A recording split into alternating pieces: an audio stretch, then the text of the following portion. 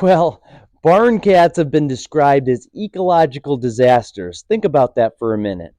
I'm okay with it though, and I'm going to tell you why in this video. Hang on tight. This world's in trouble, you know what we mean. Homesteading is a lifestyle, healthy, wholesome, and green. Hey everybody, welcome back to the All Green channel. I'm Jimbo. Thanks so much for following along and subscribing.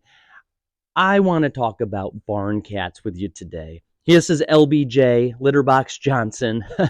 We actually got him dropped off at our farm. You know, some people drop animals off when you go into rural country, and that's what this guy was in Texas. So we named him in the first week of his time with us at our farm in Texas. He hid in the litter box, so LBJ seemed appropriate. Anyways, it's just a fun story. I want to talk about today whether you should get some or not. Get some cats. As I mentioned in the beginning of the video, there are some cons to owning cats. And the biggest one, in my opinion, I'm a conservationist, okay?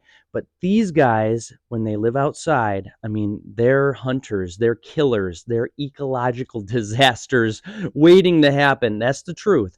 They'll take most cats, if they've got that hunting, killing spirit, which again, most of them do, I've found, they're going to just kill anything that moves within their range. Okay. I'm talking frogs, toads, snakes. That's not a bad thing, right?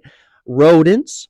But where it gets to hurting my feelings is when they're after my songbirds and my migrating birds going through the area, through the region a couple times a year, going south or flying north. They'll stop by our bird feeders, and these cats will hunt them down.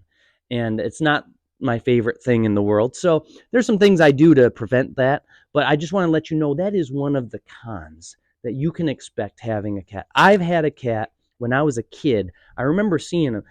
She used to hunt bats at nighttime, but also during the daytime, I saw her catch a wild pheasant, fly right over a partridge, fly right over her. She jumped right up in the air, caught it at about 4 foot above the ground, and brought it down and killed it. It's what's going to happen with outdoor cats. Now, some other cons, and we'll get to the pros at the end of this video. There's a lot of good pros here, guys. Obviously, I've got 4 cats. Now, I will also tell you, with those 4 cats, not one of them did we go out and try to find. They were all drop-offs. And that's an issue with having kittens and with a lot of cats around in communities like ours. So anyways, we'll come back to that. Some other cons is the cost, okay? Like any animal, they're not free. You have to get shots. You have to spade or neuter them, fix them. You have to feed them, have a litter box for them. Even in the outdoors, it's good to have one. So anyways, I just wanted to let you know, don't think you can just grab a cat from the shelter for little to no cost, bring them home, and they're going to fix all your rodent problems. That's to some point, to some cases, I mean, to some extent, that is true, but you also have to take care of them, okay? There's going to be some cost. We get these guys some nice cat food, dry cat food, and a lot of protein. They bulk up really good this time of year, especially. I'm filming this in January of 23, and it's cold right now. We're in the 20s today, but these guys don't even flinch at this because they've had the time to bulk up, eat a lot of food. They get extra fuzzy. I've got another one right next to me here off camera. But anyways, I just want to let you know. So there's a couple cons right there. If you're a big time conservationist and just don't want any birds dead, or any amphibians or reptiles that are crawling around your place, they're likely to get at, at at least tormented by these guys. All right, they have a lot of character, but they're small. They're small tigers. They're ferocious in their own way. So, to let you know, that is a thing. Some pros with these guys. Okay, there's a lot of amazing pros. I'm standing right next to the area of my barn where I keep all my dog food, my feed. I buy in bulk. Okay, a lot of us do, right? If you have a homestead, you probably buy in bulk in some way, whether it's seeds or, grains, whatever that looks like. You're probably buying in bulk to save money. And guess what? The last thing you want is rodents in there tearing open the bag, eating it, peeing all over stuff, pooping on stuff. It's the worst. Well, right next to my storage area is the cat area. That's for a reason. I want these guys, this is their main job. It's their only job is to live out here and kill mice. That's what I want them to do. I want them to be an ecological disaster here at my homestead. Now, the great thing about cats, they're too small to go after poultry.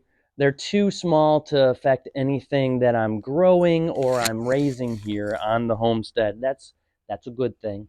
But everything that's small that gets into my stuff, that is that is taken care of by these guys. Okay, these cats, all four of them, are hunters, and that's by design as well. You know, when they came onto our homestead, they were dropped off. First of all, people just drop them on the road and they expect someone to take care of them, and that's a fault that's a of our society. But pushing that aside for a moment, um, we brought them in. We invited them in without take. We didn't take them to the shelter or anything because we want that protection. We want to protect our investment. We want to have a rodent-free um, area to live in and to raise our animals. So that is a super. That's the biggest pro. Um, oh, hey, watch it. That's my microphone. um, Other pros, obviously, okay, they're cats. They're awesome. They're very friendly in most cases. They love people, especially barn cats that don't get the regular attention that a house cat would. And so, it's nice coming out and they hang out with you when you're working or you're building something or you're doing chores every night. They'll follow me around. At least two out of the four will. And I would mention, another thing is to make sure that you get them spayed or neutered. Make sure that you're not having kittens every, a couple times a year, and just adding to the problem of too many animals, too many cats. It's a regular problem around the world. It's a regular problem here in the U.S. and in many communities. And because a lot of them will end up going to the shelter, they'll be put down or they'll be dropped off up here in the woods in the rural communities. So they do wander.